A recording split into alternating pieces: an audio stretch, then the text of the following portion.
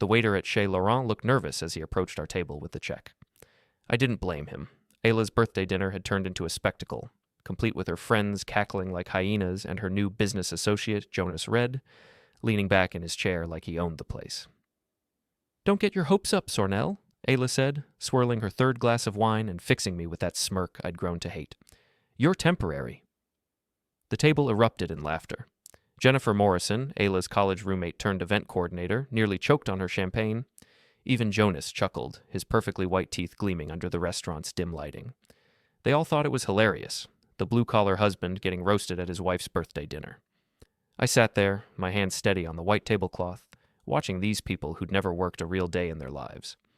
Ayla worked in corporate event planning, which meant she spent other people's money to throw parties for rich folks. Her friends were cut from the same cloth: marketing consultants, PR specialists, trust fund babies pretending to be entrepreneurs. "Come on, Ayla," I said quietly, my voice carrying just enough edge to cut through their laughter. "We both know who pays for these dinners." That sobered them up for about 3 seconds before Ayla waved her hand dismissively. "Oh, please, Sornel. We all know this arrangement has an expiration date. I'm just being honest about it." More laughter. Jonas raised his glass in a mock toast. "To temporary arrangements and knowing when they are over."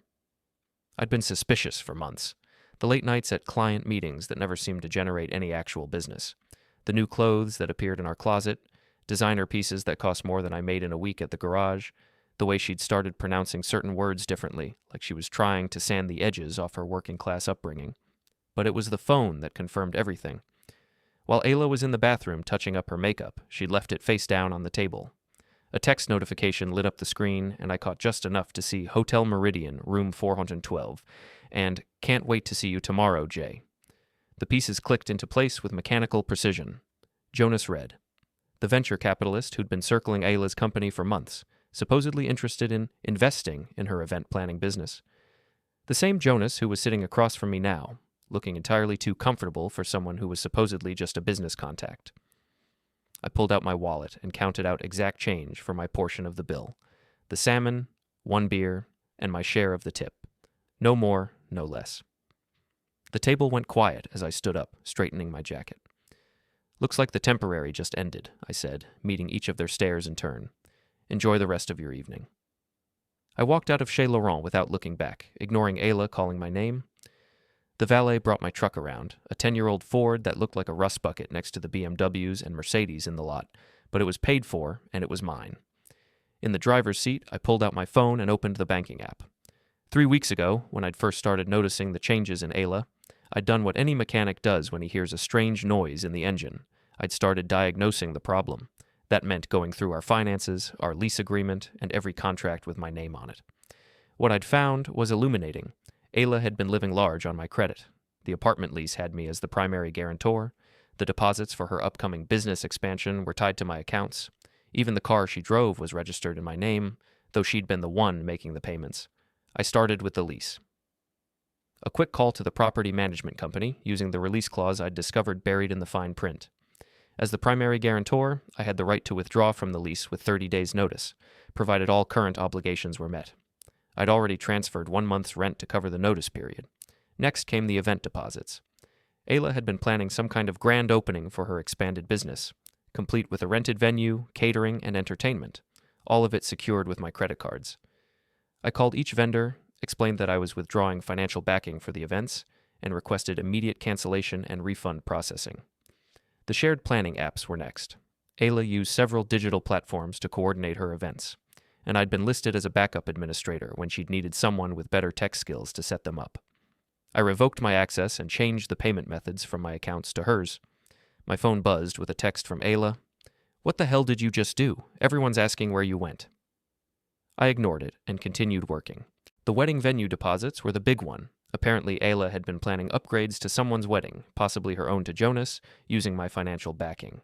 Those cancellations alone would save me $15,000 in deposits. 20 minutes later, my phone rang. Ayla's name flashed on the screen, but I let it go to voicemail. Then it rang again. And again. On the 4th call, I answered. "Sornel, what the hell is going on?" Her voice was shrill, panicked. "I just got 3 calls from vendors saying my events are canceled. The venue manager says you withdrew the deposits. What did you do?" "I ended the temporary arrangement," I said calmly, watching the traffic light ahead of me turn green. just like you suggested. This isn't funny, Sornel. I have clients depending on these events. I have contracts. You have contracts that were backed by my credit and my guarantees, I interrupted. I've withdrawn that backing. The vendors have been notified, the property manager has been notified, and the bank has been notified. Everything's been processed according to the terms you agreed to when you put my name on the paperwork. There was silence on the other end, then the sound of Ayla breathing heavily. You can't do this. We need to talk about this like adults. We did talk about it. At dinner, you made your position very clear. I pulled into my brother Lee's driveway. I'm just respecting your wishes about the temporary nature of our arrangement. Sornel, please. This is crazy. I was just joking around with my friends. You know how Jennifer gets when she's been drinking. Hotel Meridian, room 412, I said quietly. Ring any bells? The line went silent except for the sound of restaurant noise in the background. When Ayla spoke again, her voice was different, smaller. How did you... Your phone lit up while you were in the bathroom. Careless, Ayla. But then again, you probably figured the temporary husband wouldn't be smart enough to put it together. I could hear her friends in the background, asking what was wrong, why she looked upset. Jonas's voice cut through the chatter. What's going on? Who are you talking to? I filed separation papers tonight, I continued, my voice steady. They'll be served tomorrow morning. The apartment lease termination is effective in 30 days, and all the event cancellations are already being processed. You might want to let Jonas know that his investment opportunity just got a lot more expensive. Sornel, wait. I ended the call and turned off my phone. Through Lee's kitchen window, I could see him washing dishes, probably wondering why I was sitting in his driveway at 9:30 on a Thursday night. My little brother had always been the steady one in our family, the one who'd married his high school sweetheart and bought a house 3 blocks from where we grew up. He'd warned me about Ayla from the beginning, said she had expensive tastes and cheap loyalty. I should have listened. Lee's kitchen smelled like coffee and motor oil, a combination that reminded me of our father's garage, where we'd both learned that every problem had a solution if you were willing to get your hands dirty and think it through step by step. So, let me get this straight, Lee said, setting a mug of coffee in front of me. Ayla's been cheating with some rich guy, she publicly humiliated you at dinner, and you just nuked her entire business operation in the span of 20 minutes? That's the basic outline, I confirmed, taking a sip of the coffee. Lee made it strong enough to wake the deceased, just like our old man used to. I've been preparing for this possibility for 3 weeks. Tonight just confirmed what I already suspected. Lee leaned against his kitchen counter, studying me with the same expression he'd worn when we were kids, and I'd announced some elaborate plan to get back at the neighborhood bullies. You know there's going to be fallout from this, right? Ayla's not going to just accept defeat and walk away quietly. I'm counting on it. I pulled out a folder from my jacket, copies of all the financial documents, lease agreements, and cancellation confirmations I'd prepared. Everything I did tonight was completely legal. I withdrew my financial backing from ventures I never agreed to support in the first place. The lease termination follows the exact procedure outlined in the contract. The event cancellations are within the vendor agreement's cancellation windows. My brother flipped through the paperwork, his eyebrows rising with each page. Jesus, Sornel, how long have you been planning this? Since I found the first hotel receipt in her purse 3 weeks ago. I'd been methodical about it, the same way I approached rebuilding an engine. First, you diagnose the problem, then you gather the right tools. Finally, you execute the repair with precision and patience. I knew she was seeing someone, but I needed to understand the full scope of the situation before I acted. What I'd discovered was worse than simple infidelity. Ayla had been systematically using my financial stability to fund a lifestyle upgrade, positioning herself for a smooth transition to Jonas Redd's world. The business expansion she'd been planning wasn't really about growing her event planning company. It was about establishing herself as a serious player in Jonas's social circle. The wedding venue deposits were the smoking gun, I continued, showing Lee the contracts. She'd put down money for upgrades to a wedding that's supposed to happen in 6 months. But here's the thing. She never mentioned any upcoming weddings to me. The contract has space for the bride and groom's names, but those fields are blank. Lee's expression darkened as he understood the implication. She was planning her own wedding, to Jonas. That's my working theory. The timeline fits. She probably figured she'd string me along until everything was in place, then hit me with divorce papers and a fait accompli, keep the apartment, keep the business backing, and transition seamlessly to her new life. My phone, which I'd turned back on to monitor the situation, buzzed with another call from Ayla. I let it go to voicemail, but not before noting that it was the 7th call in the past hour. She's persistent, Lee observed. She's panicking. The vendors I canceled tonight include the caterer for a charity gala she's organizing next week. That's not just her money on the line, it's her professional reputation. If she can't deliver on that event, word will spread through her social circle faster than gossip at a church picnic. The beauty of the situation was its simplicity. I hadn't done anything vindictive or illegal. I'd simply stopped enabling Ayla's deception by withdrawing my financial support. The consequences she was facing were the natural result of building a house of cards on someone else's foundation. Lee poured himself a cup of coffee and sat down across from me. So what's the next move? You've got her attention, but this isn't over. Phase 2 starts tomorrow morning when the separation papers are served. That's when she'll realize I'm not bluffing about ending the marriage. She'll probably try to negotiate, maybe offer to cut ties with Jonas if I'll restore the financial backing. And you'll say no. I'll say no. I finished my coffee and stood up. But first, I need to secure my assets and make sure she can't retaliate by draining our joint accounts or damaging my property. The joint accounts were already handled. I'd transferred my contributions to a separate account earlier that week, leaving only Ayla's deposits in the shared accounts. The truck was registered solely in my name, and my tools and equipment were stored at Gus Morrison's garage, where I'd been working for the past 5 years. Gus Morrison, no relation to Jennifer Morrison, Ayla's friend, was a former boxer who'd opened his auto repair shop after retiring from the ring. He was the kind of man who believed in loyalty, hard work, and settling your debts. He'd also taken a strong dislike to Ayla after she'd made some dismissive comments about grease monkeys at a company barbecue last summer. "You staying here tonight?" Lee asked as I gathered up my paperwork. "No, I'm going back to the apartment. Legally, it's still my residence for the next 30 days, and I want to collect my personal belongings before Ayla gets home and decides to redecorate with a baseball bat." Lee walked me to the door, his expression concerned. "Be careful, Sornel. Cornered animals do unpredictable things, and you just backed Ayla into a corner with no easy way out." "That's the point," I replied, stepping out into the cool night air. She thought I was temporary, something she could discard when a better option came along. Time to show her what permanent consequences look like.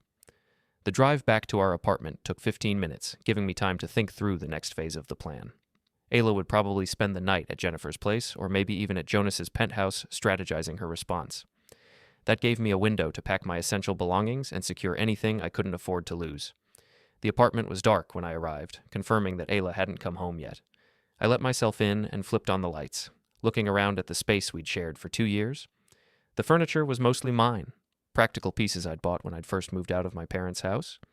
Ayla had added decorative touches and upgraded some items, but the foundation was mine. I started in the bedroom, packing clothes, important documents, and personal items into 2 large duffel bags. The documents were the priority: birth certificate, social security card, insurance papers, and the copies of all the financial records I'd used to plan tonight's operation. In Ayla's jewelry box, I found something interesting. A key I didn't recognize. It was small, brass, with the number 412 etched into the metal. Hotel room key, probably from the Meridian. I pocketed it, thinking it might prove useful later. My phone buzzed with a text message from an unknown number. "This is Jonas Redd. We need to talk. Tomorrow, 10 a.m., Meridian Hotel lobby." I stared at the message for a long moment, then typed back, "I'll be there." The confrontation was inevitable. Jonas probably thought he could smooth things over with money or threats, the way rich guys usually handled problems. He was about to learn that some problems couldn't be bought off, and some people couldn't be intimidated. I finished packing and loaded the bags into my truck. Before leaving, I took one last look around the apartment, memorizing the details. By the time I came back, everything would be different. The temporary arrangement would be officially over, and Ayla would have to face the permanent consequences of her choices. Tomorrow would bring new challenges, but tonight's work was done. The engine was dismantled, the broken parts identified, and the repair process had begun. All that remained was to see how Ayla and Jonas would react when they realized they were dealing with someone who understood that revenge, like mechanical work, required patience, precision, and the right tools for the job. The Meridian Hotel lobby reeked of money and privilege, marble floors, crystal chandeliers, and the kind of hushed atmosphere that comes from charging $500 a night for a room. I arrived 10 minutes early, wearing my best jeans and a clean work shirt, looking exactly like what I was, a blue-collar guy who didn't belong in this world. Jonas Redd appeared at exactly 10 o'clock, emerging from the elevator like he was making an entrance on a movie set. Expensive suit, perfect hair, the kind of confident stride that comes from never having to worry about money. He spotted me immediately and approached with his hand extended, as if we were meeting for a friendly business discussion. "Sornel, thanks for coming. I think we can work this situation out like civilized men." I didn't take his hand. Instead, I pulled out the brass key I'd found in Ayla's jewelry box and placed it on the coffee table between us. "Room 412. How long has this been going on?" Jonas's composure slipped for just a moment before he recovered. "Look, I understand you're upset, but answer the question. How long?" He sat down across from me, trying to regain control of the conversation. 3 months. But Sornel, you have to understand, Ayla came to me. She said your marriage was over, that you were just going through the motions until she could figure out how to end things cleanly." "Cleanly." I repeated the word like it tasted bad, using my credit to fund her business expansion while she planned her exit strategy. "That's your definition of clean?" "I didn't know about the financial arrangements," Jonas said, though his expression suggested otherwise. "Ayla handles her own business affairs. I was just providing consultation and, yes, personal support during a difficult time in her life." The lobby was filling up with the usual crowd of business travelers and wealthy tourists, but our corner remained relatively private. I leaned forward, keeping my voice low, but letting the edge show through. "Here's what's going to happen, Jonas. You're going to stay away from my wife until our separation is finalized. You're going to stop funding her lifestyle upgrades, and you're going to make it clear to your social circle that Ayla Derrick is off limits until she's legally free to make her own choices." Jonas laughed, a sound like expensive champagne being poured. "Or what? You'll do what exactly? Sue me? Threaten me? I have lawyers, Sornel. Very good ones." "I don't need lawyers." I stood up, noting how Jonas instinctively leaned back in his chair. "I need your car keys." "What? Your car keys? You drove here, right? That silver BMW in the valet section?" Jonas's eyes narrowed. "What are you planning to do?" "Nothing permanent. Just a little mechanical adjustment to help you understand the seriousness of the situation." For the first time since he'd sat down, Jonas looked genuinely worried. "You can't touch my car. That's destruction of property. I'll have you arrested." "Will you? Are you going to call the police and explain how you've been conducting an affair with a married woman in hotel rooms, using company funds to support her business ventures? Because I'm pretty sure your investors would be interested in how you spend your time and money." The threat hit home. Jonas's venture capital firm managed other people's money, and any scandal involving personal misconduct could destroy his professional reputation. He was trapped between his pride and his pragmatism, and I could see him calculating the potential costs of each option. "Besides," I continued, "I'm not going to destroy anything. I'm just going to make some adjustments that will require professional attention. Think of it as a learning experience about the importance of respecting other people's property." Jonas pulled out his phone, probably considering calling security or the police, but he hesitated, realizing that any official involvement would create exactly the kind of public record he couldn't afford. "Fine," he said finally, placing his car keys on the table. "But this doesn't end here, Sornel. Ayla's going to leave you anyway. All you're doing is making the process more complicated for everyone involved." "Maybe, but she's going to leave me honestly, not by sneaking around behind my back while spending my money to fund her escape plan." I picked up the keys and headed for the elevator, leaving Jonas sitting in the lobby with his expensive suit and his damaged pride. The penthouse level required a key card, but Jonas had thoughtfully left his wallet on the table when he'd pulled out his phone. The card was right there in the front slot. Before we dive deeper into this story, I have one small request. Please subscribe, drop a like, comment, and hit that hype button to boost this channel so more people can discover these incredible Reddit stories. The elevator ride to the top floor gave me time to think about what I was really doing. This wasn't just about the car or even about Jonas personally. It was about establishing that actions have consequences, that you can't treat people like disposable objects without facing some form of accountability. Jonas's penthouse was exactly what I'd expected. Floor-to-ceiling windows, modern furniture, and the kind of sterile perfection that comes from having more money than personality. But I wasn't here for the tour. I was here for the garage. The building's parking garage was a temple to automotive excess. Porsches, Ferraris, and luxury sedans arranged like expensive jewelry in a display case.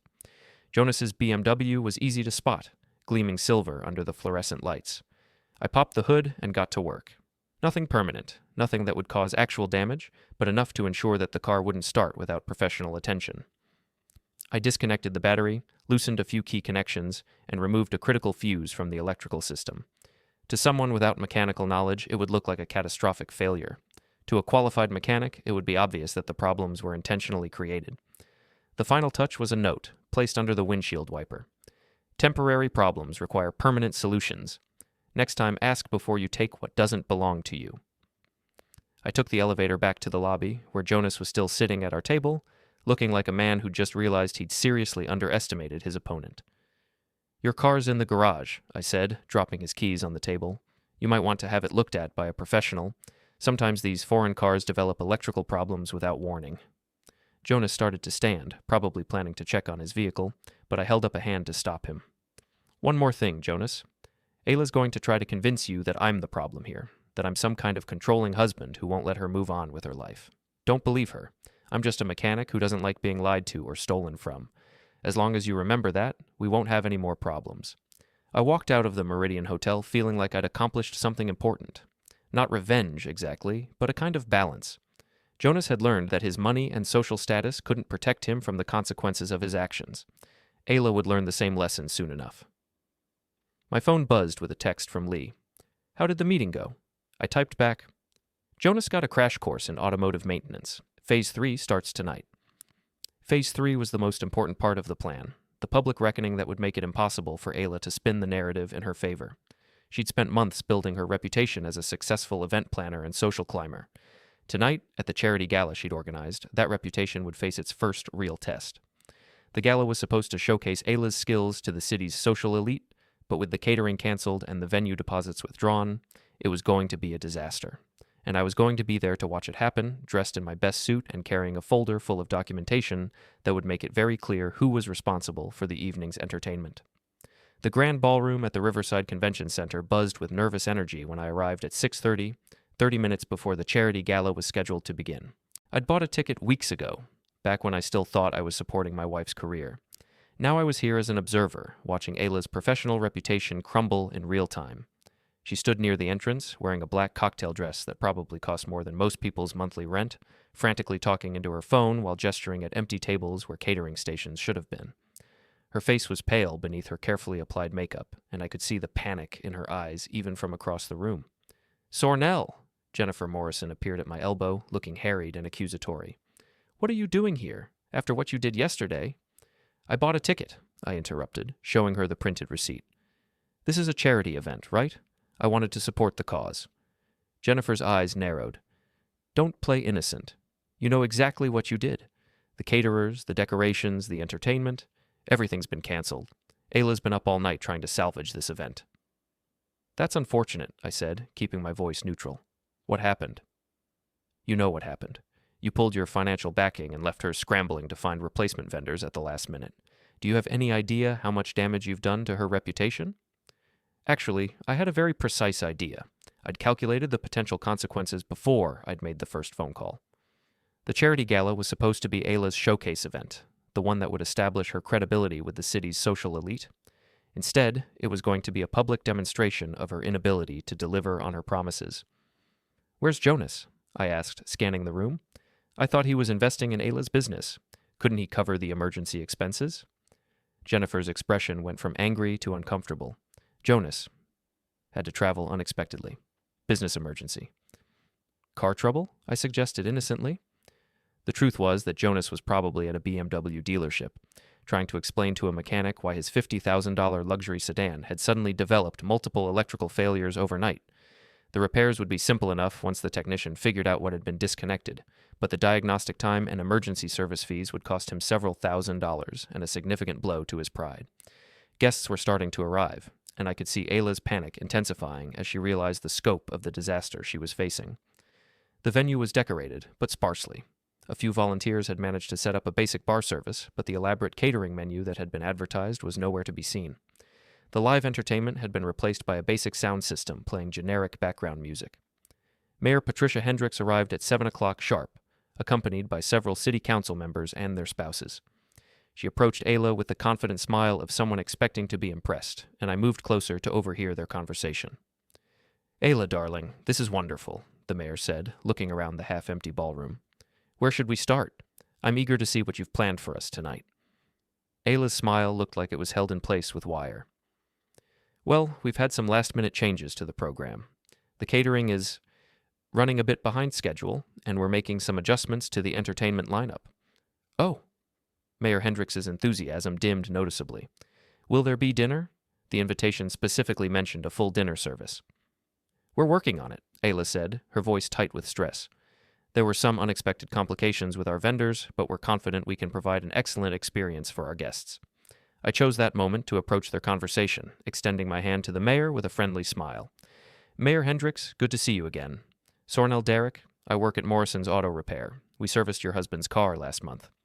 Oh yes, of course. Tom was very pleased with your work. Are you here supporting Ayla's event? Actually, I'm here as Ayla's husband, I said, noting how Ayla's face went white at my words. Though I have to admit, I'm as surprised as you are about the catering situation. This isn't what we discussed when we were planning the event. The mayor looked between Ayla and me with growing confusion. I'm sorry, I don't understand. Is there a problem with tonight's arrangements? Ayla jumped in quickly, trying to control the damage. No problem at all. Sornel's just... We've had some miscommunication about the vendor arrangements, but everything's under control. Miscommunication? I repeated thoughtfully. Is that what we're calling it? Because I have the cancellation confirmations right here in my jacket pocket. The caterer, the florist, the entertainment company all canceled yesterday evening when the payment guarantees were withdrawn. Mayor Hendricks' expression shifted from confusion to concern. Payment guarantees? Ayla, what is he talking about? It's complicated, Ayla said, shooting me a look that could have melted steel. There were some financial arrangements that fell through at the last minute. We're handling it.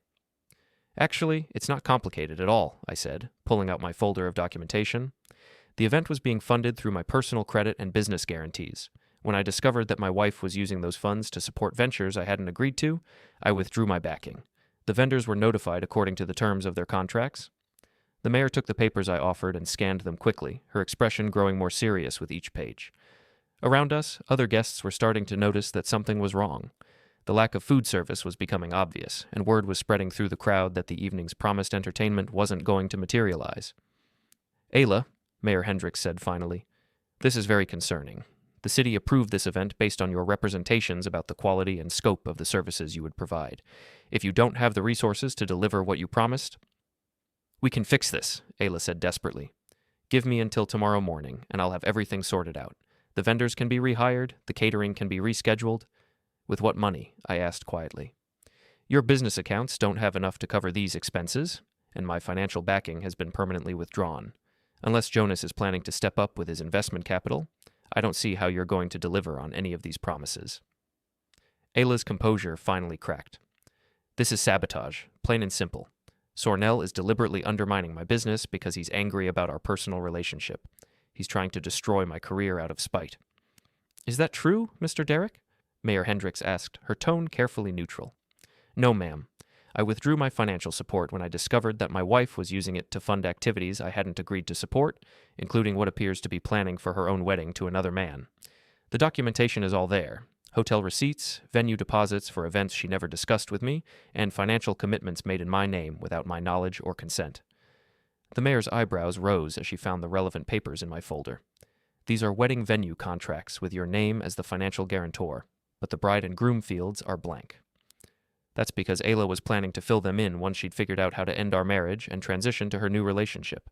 The timeline suggests she was planning to file for separation sometime in the next few months, after securing all the arrangements for her next wedding. The conversation was drawing attention from other guests, and I could see Ayla realizing that her professional reputation was being destroyed in front of the very people she'd been trying to impress. But instead of backing down or trying to minimize the damage, she doubled down on her attack. You're pathetic, Sornel. You can't stand the fact that I've outgrown you, that I have opportunities you could never provide. So you're trying to drag me down to your level, trying to make me as small and bitter as you are. The ballroom had gone quiet around us, conversation stopping as people turned to watch the drama unfolding near the entrance. Mayor Hendricks looked deeply uncomfortable, clearly wishing she were anywhere else. Ayla, I said calmly, I never tried to hold you back. I supported your business, I paid for your networking events, and I never complained when you started spending more time with your new social circle than with me. The only thing I couldn't support was being lied to and stolen from while you planned your escape. Ladies and gentlemen, came a voice from the ballroom sound system. Jennifer Morrison had taken control of the microphone, trying to salvage what remained of the evening. We're going to begin tonight's program with some remarks from our honored guests, followed by the silent auction. We appreciate your patience as we make some final adjustments to the evening's schedule. But the damage was done.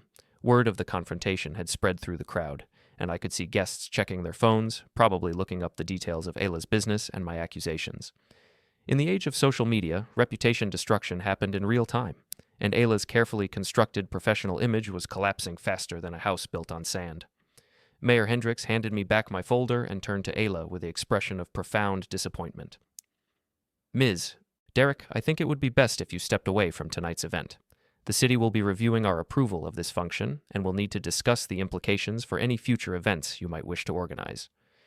Ayla's face crumpled as she realized the full scope of what she'd lost. Not just the evening's event, but her credibility with the city's political and social leadership. Her business was effectively finished, at least in this market. She turned to me one final time, her voice barely above a whisper. I hope you're satisfied, Sornel. You've destroyed everything I worked for. No, I replied, meeting her eyes steadily. I just stopped paying for it. Everything you built was constructed on my financial foundation, without my knowledge or consent. When I removed that foundation, your empire collapsed because it was never really yours to begin with. Ayla walked out of the ballroom without another word, leaving behind a room full of confused guests and a charity event that would be remembered for all the wrong reasons. I stayed for another hour, making polite conversation with people who were curious about the evening's drama, answering questions honestly and providing documentation to anyone who asked for it. By the time I left the Riverside Convention Center, the story was already spreading through the city's social networks. Ayla Derek, the ambitious event planner who'd tried to climb the social ladder by stepping on her husband, had been exposed as a fraud and a cheat. Her business was ruined, her reputation was destroyed, and her relationship with Jonas Redd was probably over. The temporary arrangement had officially ended, and the permanent consequences were just beginning. 3 days after the charity Gala disaster, I was under the hood of a 1987 Camaro at Morrison's Auto Repair when Gus called me over to the office. His expression was grim, and he was holding a legal document that looked official enough to mean trouble. Sornel, you've got a visitor, and you're going to want to see this. The visitor turned out to be a process server with divorce papers filed by Ayla, claiming emotional distress, financial sabotage, and demanding half of everything I owned plus alimony. The papers painted me as a controlling husband who deliberately destroyed her business out of jealousy and spite. She's really going for broke, Gus observed, reading over my shoulder. Wants the truck, half your tools, and monthly payments for the next 5 years. Claims you cost her $100,000 in potential business revenue. I wasn't surprised. Cornered animals lash out, and Ayla was definitely cornered. The charity gala had been a public humiliation. Jonas had apparently disappeared after his car troubles, and her professional reputation was in ruins. Filing for divorce with maximum demands was her last attempt to salvage something from the wreckage. There's more, the process server said, handing me a second set of papers. Restraining order. You're prohibited from contacting Mrs. Derek directly or interfering with her business activities. That was interesting. Ayla was trying to prevent me from providing any more documentation to potential clients or business partners. Too bad for her that the damage was already done. The story of the charity gala had spread through social media faster than an oil fire, complete with photos and first-hand accounts from attendees. What's your play? Gus asked after the process server left. Same as always, methodical, documented, and completely legal. I folded the papers and put them in my jacket pocket. Ayla wants to paint me as the villain in this story, but I've got 3 months of evidence that tells a different version of events. The evidence was comprehensive. Bank records showing the unauthorized use of my credit for personal expenses, hotel receipts and restaurant charges that corresponded with her supposed business meetings, the wedding venue contracts with blank name fields, text messages I'd screenshot from her phone before she'd started being more careful, phone records showing calls to Jonas during times when she'd claimed to be in client meetings. Most damaging of all, I had copies of the planning documents from her shared apps, showing detailed timelines for ending our marriage and transitioning to a new relationship. She'd been methodical about it, treating our divorce like just another event to be planned and executed. My phone buzzed with a call from an unknown number. I answered cautiously. Sornel, this is Patricia Hendricks, the mayor. I wondered if you might have time to meet with me this afternoon. There are some things we need to discuss about the other night.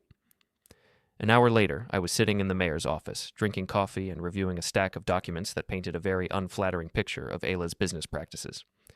We've been investigating Ms. Derek's company since the charity gala, Mayor Hendricks explained. What we've found is concerning. She's been using city permits and approvals to secure private financing for events that were never properly funded. The charity gala was just the most visible example. How many events are we talking about? At least 6 over the past 4 months. She would get city approval for a charity or community event, use that approval to secure vendor contracts and private backing, then scale back or cancel the actual event while keeping portions of the funding for her own use. It was a sophisticated scam, and I had to admit I was impressed by the complexity of it. Ayla had been using her legitimate event planning business as cover for what amounted to a series of small-scale confidence games, targeting vendors and private backers who trusted the city's endorsement. The problem is proving intent, the mayor continued. She can claim that the events failed due to unforeseen circumstances, vendor problems, or personal issues. Unless we can demonstrate a pattern of deliberate deception, you need documentation showing that the failures were planned in advance, I finished. And you think I might have access to that kind of evidence? I think you might have had access to planning documents, financial records, or communications that would shed light on her actual intentions. I pulled out my phone and opened the folder where I'd stored screenshots of Ayla's planning apps. How detailed do you need this to be? What I showed Mayor Hendricks was damning.